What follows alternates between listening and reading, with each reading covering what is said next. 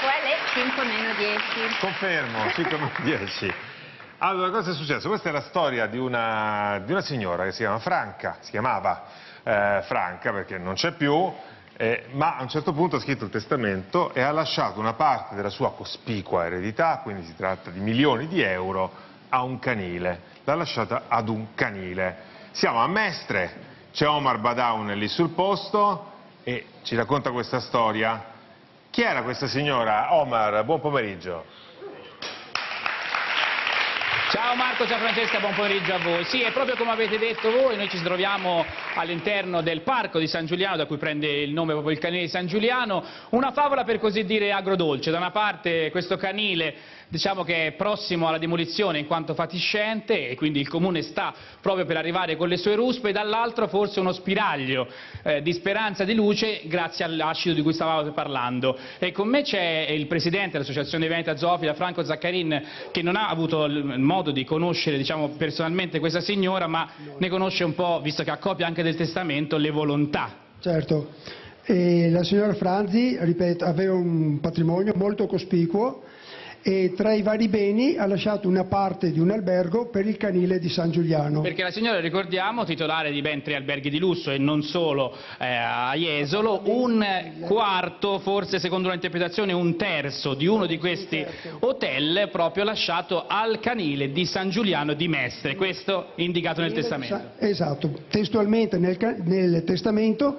è scritto al canile di San Giuliano, Venezia. E poi anche un'altra parte, quindi un secondo lascito inserito nel testamento, Marco, che parla di una compartecipazione del 50% per la realizzazione di un altro canile, con una dicitura che forse la dice anche lunga sulla signora. Qual è la dicitura che vorrebbe, la scritta su questo canile? L'ha lasciato proprio nel testamento, all'incredibile fedeltà dei cani. La misteriosa, ecco, ricordo. La misteriosa fedeltà dei cani, quindi era molto legata non soltanto ai cani ma alla loro fedeltà. E a tal proposito abbiamo avuto modo anche di parlare oggi con una persona che fisicamente, proprio per ragioni di organizzazione, non è qua con noi, è una persona che ci ha detto, stando alle sue parole, ci ha autorizzato anche a fare il suo nome, Leonardo Di Venere, una persona che è stata per gli ultimi 15 anni di vita della signora Franzi a lei vicina, ha detto era particolarmente legata ai cani, anche ai suoi 3 cani che ha lasciato custodita a persone a lei vicina, quindi diciamo che è passata a miglior vita ed era tranquilla da quel punto di vista. Però ecco, aveva questa fiducia smoderata nei confronti dei cani, forse meno nei confronti delle persone. Queste le parole di Leonardo Di Venere,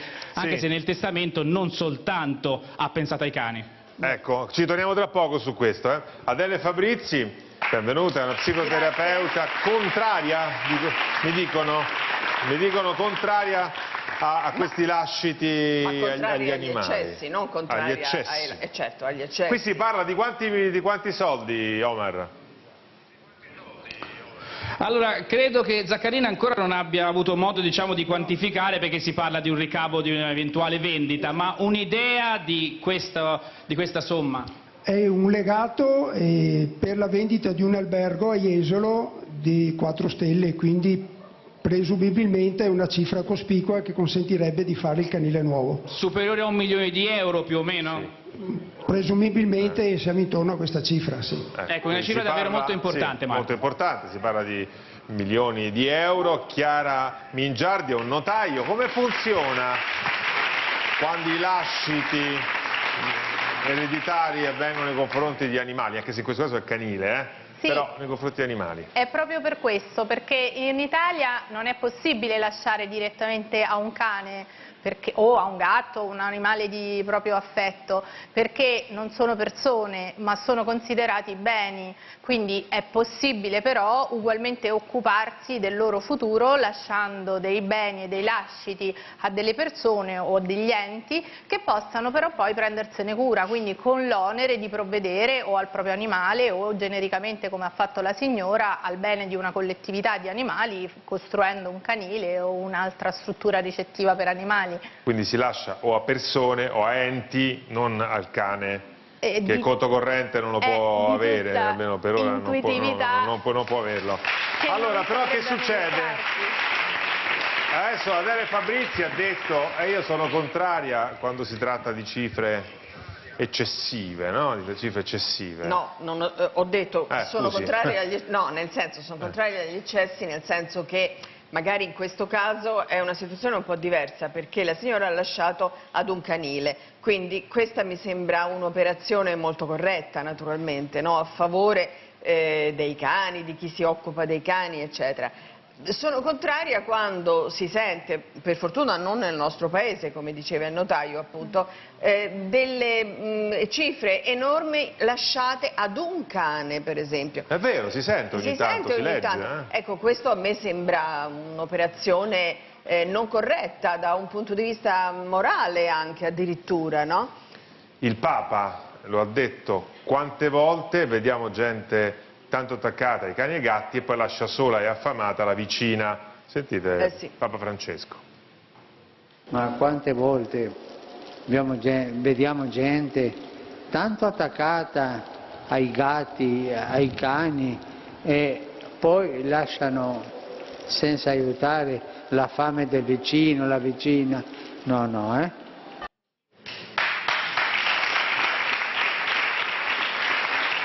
Eppure succede, guardate Laura Rizzo che cosa ci racconta, ascoltate, sta arrivando il servizio animali, cani, gatti, tra virgolette, ricchi, nel senso che hanno avuto lasciti importanti dai loro padroni, passati a miglior vita, come si dice.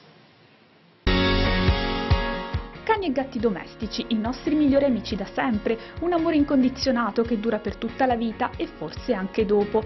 Ma che succede quando non ci saremo più? Chi si occuperà dei nostri cari amici al posto nostro? Qualcuno addirittura, per la cura del loro caro amico a quattro zampe, lascia nel testamento una parte del patrimonio, e in molti casi sono milioni di dollari o di euro. La leggenda narra che all'inizio degli anni 90 la contessa tedesca Carlotta Liebestein lasciò ben 92 milioni di euro al suo fedele pastore tedesco Gunther IV. Altro caso che ha fatto scalpore è quello di Trouble, cagnolino maltese, fedele compagno di Leona Hemsley, famosa imprenditrice statunitense nel settore immobiliare. Alla morte della padrona nel 2007 il barboncino Trouble ha ereditato ben 12 milioni di dollari, diventando il cane più ricco del mondo. Anche in Italia arrivano notizie di chi sceglie di lasciare le proprie ricchezze al caro amico a quattro zampe, o meglio a chi se ne dovrà prendere cura. Nel 2012 fece scalpore un 70enne di Ancona che lasciò 10.000 euro ai suoi due gatti, o il caso di Tommasino, altro fortunato felino che nel 2011 ereditò molto di più, ben 10 milioni di euro, scatenando contenziosi legali in famiglia. Ed ora a Mestre, una signora ha devoluto diversi milioni, non ad un animale, ma ad un intero canile. Anche alla gattina, avete sentito? Notaio Mingiardi, che succede quando l'ereditiera, diciamo così, in questo caso la gattina, muore? Il problema è proprio questo, che da noi non succede nulla, perché non può essere proprio un erede. Come tale, evidentemente, non ereditando di persona, non potrà poi avere una conseguenza dopo la sua morte. A lei è capitato? Di testamenti in cui si donava cani e gatti? Mi capita che le persone, purtroppo oggi soprattutto le famiglie si sono ristrette, non sono più allargate come una volta e ci sono moltissime persone sole, molte persone sole che non hanno figli e che quindi chiaramente riversano spesso il loro affetto su questi animali e soprattutto però principalmente, cosa forse più sana, si occupano di preoccuparsi di poterli accudire anche dopo la loro morte, quindi magari mi chiedono più che non di lasciare delle somme all'animale direttamente interessato, di poter provvedere alla loro cura dopo, e allora chiaramente magari lasciano innanzitutto lasciano l'animale, perché essendo un bene si devono curare di farlo ereditare a qualcuno, perché magari io ho un figlio meraviglioso ma è allergico o semplicemente non ama gli animali. Quindi proprio nel testamento si scrive lascio il gatto a... Sì, perché si ha in proprietà. È un bene, è un bene. Vedi, uno li vede come beni, invece sono considerati beni. Dov'è che diventa indecente, Adele Fabrizi? Quando diventa indecente questa donazione, secondo lei? Beh, quando, per esempio, come dicevamo prima, si lasciano molti soldi solo per l'animale, e quando poi tutto questo è accompagnato da dichiarazioni in cui si ribadisce il fatto che gli animali sono migliori degli uomini, migliori dei nostri simili, e questo è una testimonianza secondo me anche di un malessere dell'individuo e di un... un'esagerazione, no? Di un paradosso anche. Allora, le persone possono essere anche molto sole, d'accordo, però persone che hanno molti soldi a disposizione potrebbero anche, come dire, vivere la loro esistenza in una maniera migliore, quindi hanno molte possibilità di superare la loro solitudine. Molto spesso le persone poi, a prescindere comunque dai soldi, si richiudono, no? In loro stesse, magari hanno vissuto delle esperienze non so, di tradimento, di abbandono o presunti tali naturalmente, e da questo poi però arrivano alla conclusione che tutti gli esseri umani sono traditori, che non ci si può fidare. Soprattutto il sentimento della fiducia è un sentimento importante che in questi casi viene messo in gioco, no? E quindi la persona poi tende a considerare se stessa come un essere, diciamo, che vive da solo in mezzo ad altre persone delle quali appunto non si può fidare. E allora il sentimento di chiusura, di ostilità addirittura in certi casi diventa troppo forte, fino poi a spingere la persona appunto a questi comportamenti estremi. Perché io ci trovo anche un atteggiamento un po', come dire, di sfida, provocatorio, no? Me ne vado e voglio lasciare questa provocazione, la vera eredità è quella, la provocazione per tutti, tanto che Omar prima, anzi Omar, non so se questo passaggio del testamento a favore dei cani è possibile vederlo, ma prima tu dicevi che la signora ha proprio scritto lascio questa parte della mia eredità per la fedeltà, in modo forse anche un po' provocatorio, come diceva la dottoressa Fabrizio.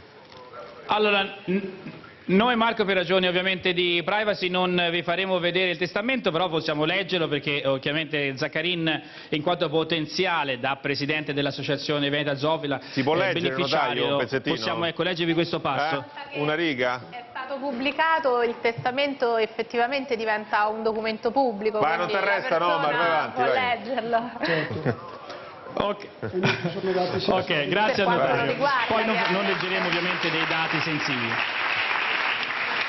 Allora, ci sono due parti. Per quanto riguarda il lascito di cui stiamo parlando, questa è l'indicazione, senza leggere ovviamente il nome dell'hotel, si parla, è questo punto, eccolo, allora, e il ricavato della vendita, pagate le tasse e la loro parcella, sarà investito in quote uguali per il canile di San Giuliano di Mestre, e poi ci sono le altre parti indicate da cui si capirebbe che si tratta di un terzo della vendita. Che è una quota parte dell'albergo. Ma quello di cui parlavi Marco è proprio questo passo, il rimanente 50% alla costruzione di un canile con non più di 30 cani nel comune di Jesolo, con la scritta alla misteriosa fedeltà dei cani. Lei che ama, così come tutti noi, così tanto gli amici a quattro zampe, come ha letto questa dicitura anche forte?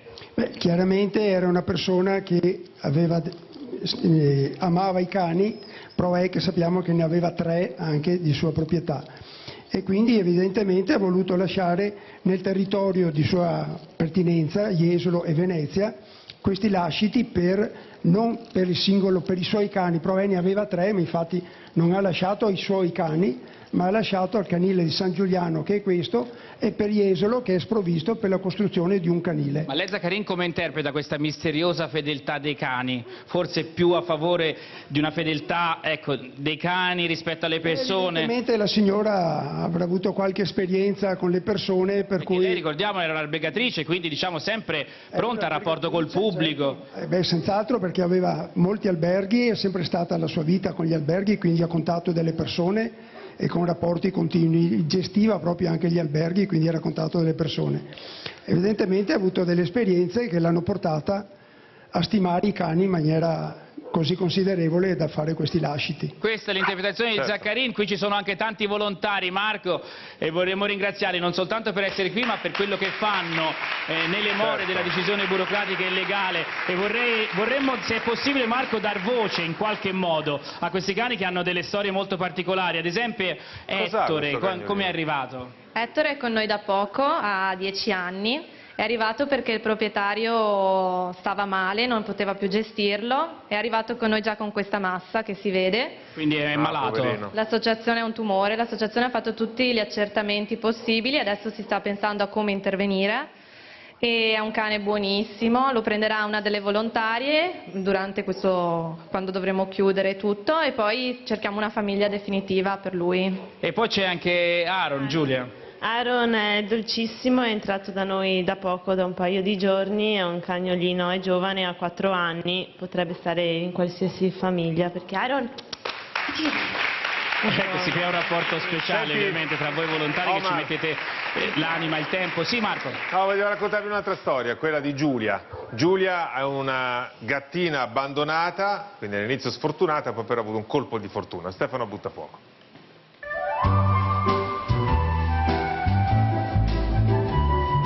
Una favola a lieto fine quella che vi stiamo per raccontare e che è successa qualche giorno fa qui a Rovigo.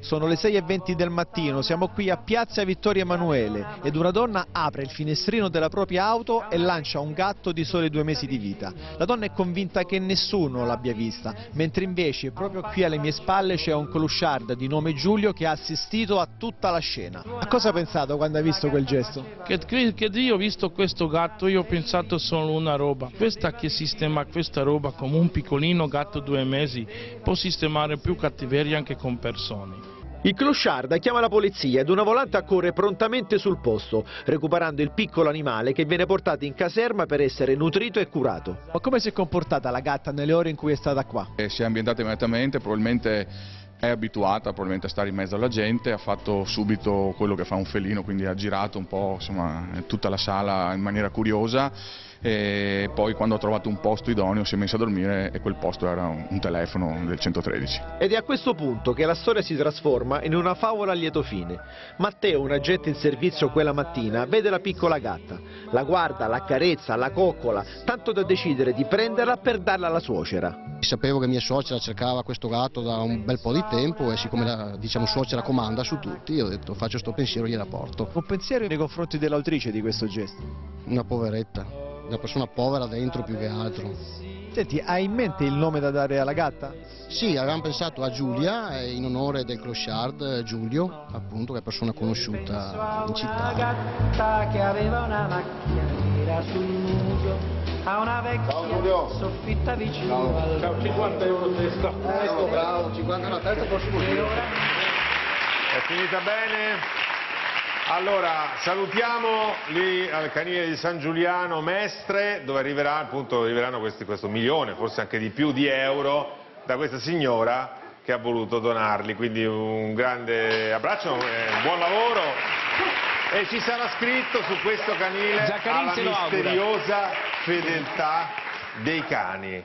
È misteriosa la fedeltà solo dei cani, Fabrizi? No, tutto quello che ha a che fare con sentimenti così importanti e significativi per la nostra vita ha qualcosa di misterioso, quindi anche la fedeltà degli uomini è misteriosa.